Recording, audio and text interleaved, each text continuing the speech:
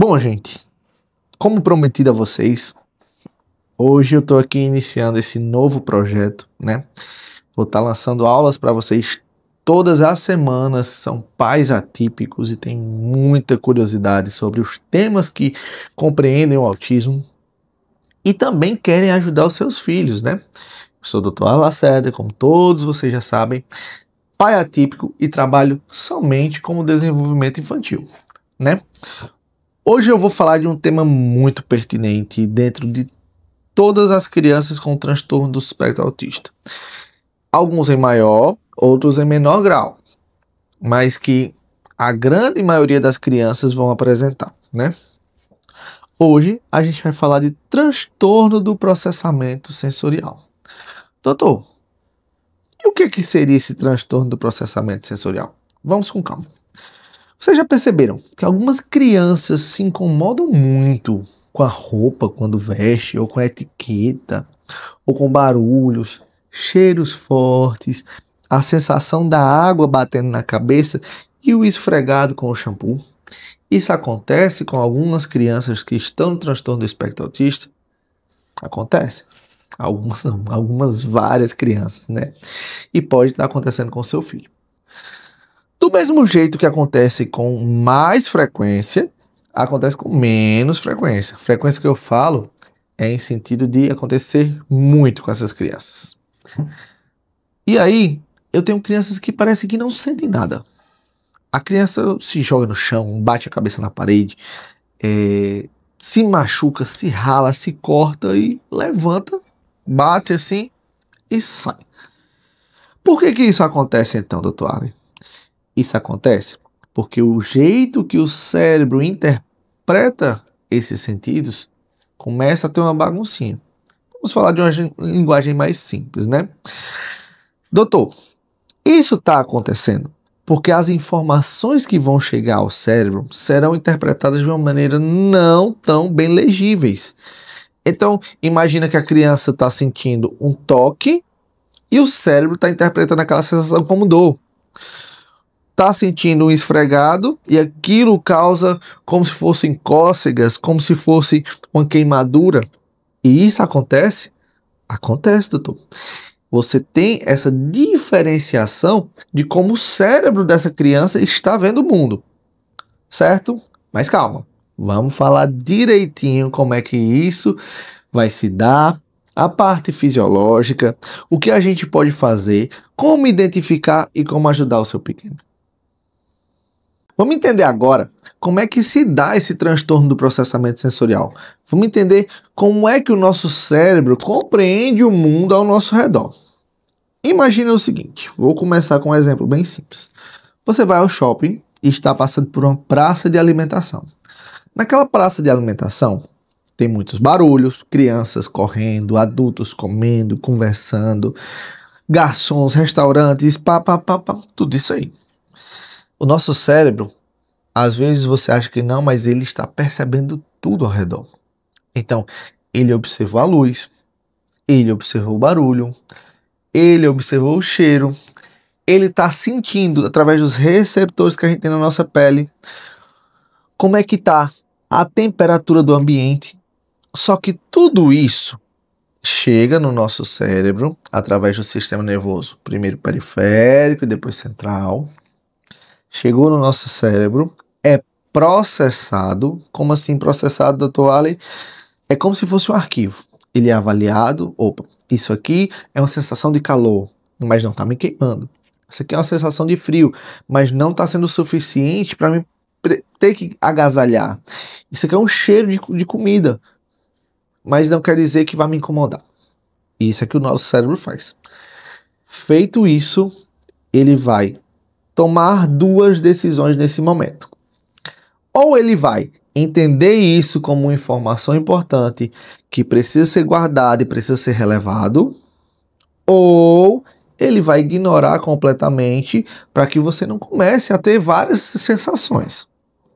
E aí você para de sentir. É como um perfume mais forte. Você passou o perfume no seu corpo, naquele momento você começa a sentir, mas do nada, para. Aí o pessoal diz, como você está cheiroso. certo, você está cheiroso, mas geralmente você não está mais nem sentindo seu cheiro. Isso acontece bastante com a minha esposa. Mas, eu tô cheirando ainda? Tá sim, meu amor, você tá sempre muito cheirosa. Porém, o nosso cérebro começa a ignorar essa informação, porque senão a gente começa a ter problemas no processamento sensorial. E aí o que acontece?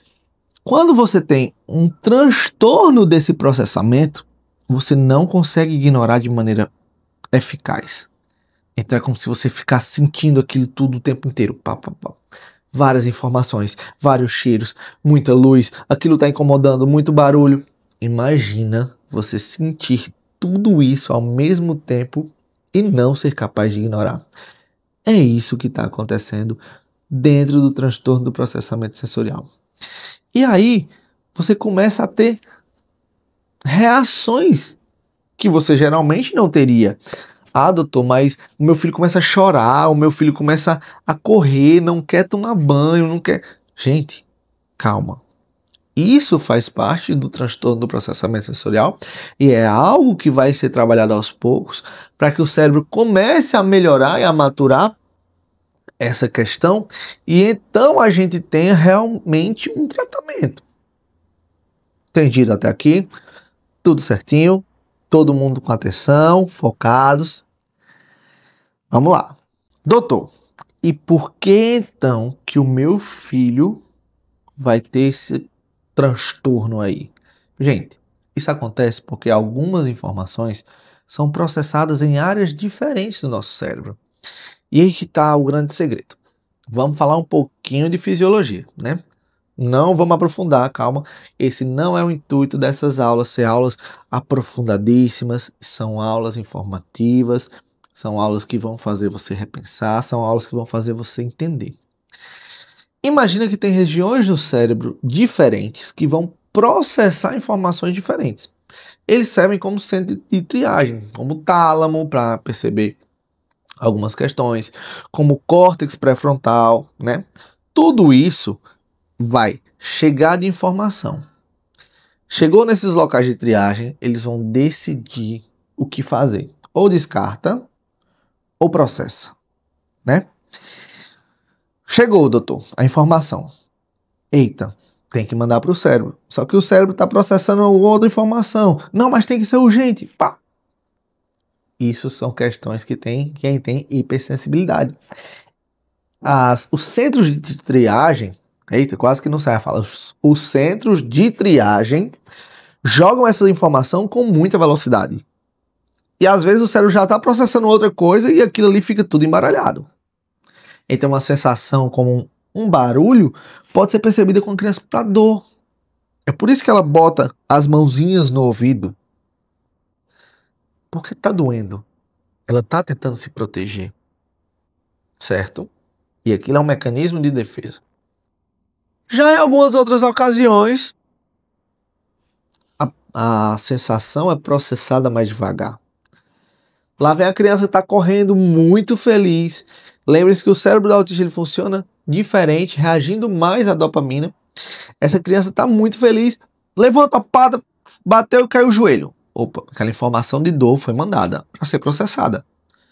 Por algum prejuízo, essa informação vai demorar um pouco mais a chegar no processamento. E ali no centro de triagem, talvez aconteça um errinho, uma demora, uma dificuldade. E aquela sensação seja praticamente ignorada. E aí a gente tem crianças mais resistentes à dor. Então, doutor, alguns sinais que estão dentro do transtorno do espectro autista são sinais de transtorno do processamento sensorial? Sim, é isso que acontece de maneira bem simples. Entendido? Beleza. Continuando nessa parte, a gente tem que entender que as informações vão chegar a todo momento. Então, todo momento o nosso cérebro está decidindo o que é importante e o que não é. E isso é uma peculiaridade de cada um. Você vai perceber que nós, seres humanos, temos preferências.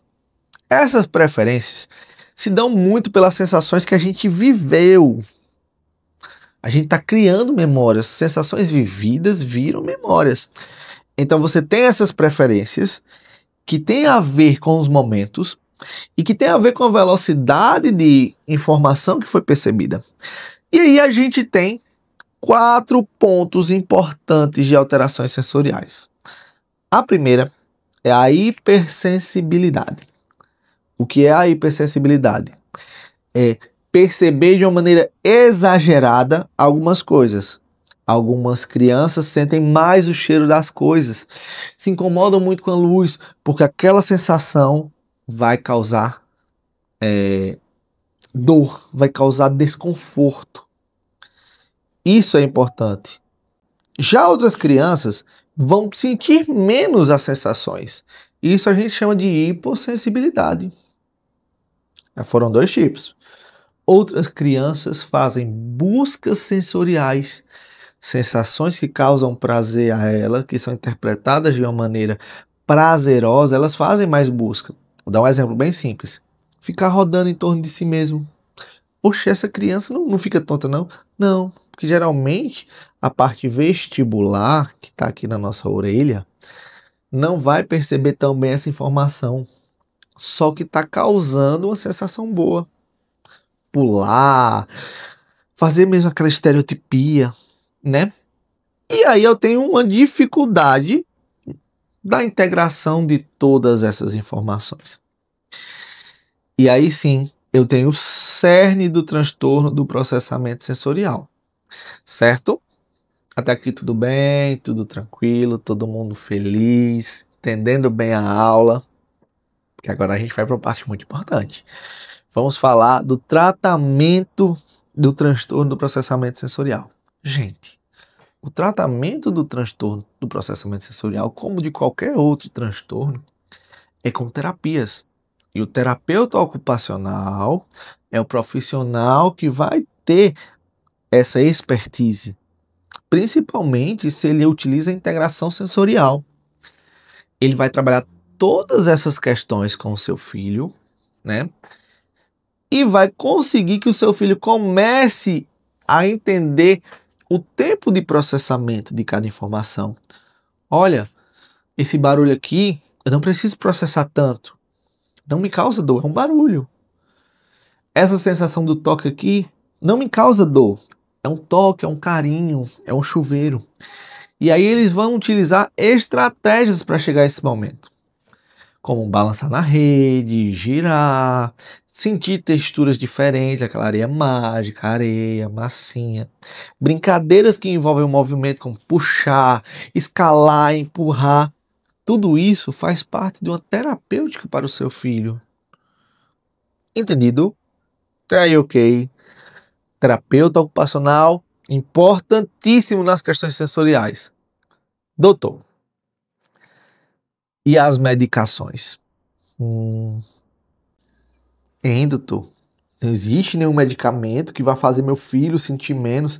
Não, gente. Existem medicações que podem diminuir os comportamentos hipercinéticos. A exemplo, a risperidona, o neuleptil, o neosine, o aripiprazol, a clorpromazina. Existem inúmeras medicações que vão fazer essas crianças ficarem um pouco mais calmas. Mas que vá fazer o cérebro se reorganizar, não. Ah, doutor, e o canabidiol? O canabidiol, ele até melhora alguns potenciais de reconhecimento cerebral. Então, essa organização vai ficar um pouco mais fácil. Porém, em alguns pacientes, ele pode apresentar uma piora de algumas questões sensoriais. Por quê? Porque como ele melhora essas vias, então se o paciente ele tem uma via que está um pouco mais demorada, sem estar realmente integrada, o canabidiol vai fazer essa via fluir, pode ser que a criança apresente uma hipersensibilidade a essa via. Então a gente tem que ter sempre muito cuidado. Medicação é coisa séria. É como eu falo sempre para vocês no Instagram. Não adianta estar fazendo medicação porque o vizinho fez, porque a tia fez, porque deu certo no filho do amigo. Não. Medicação é prescrita e observada pelo médico. Certo? Gente, para a gente concluir, vamos dar uma recapitulada. Transtorno do processamento sensorial é um transtorno de como os nossos filhos percebem as sensações e os estímulos do ambiente.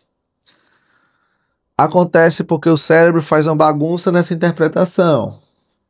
O tratamento é com o terapeuta ocupacional com integração sensorial.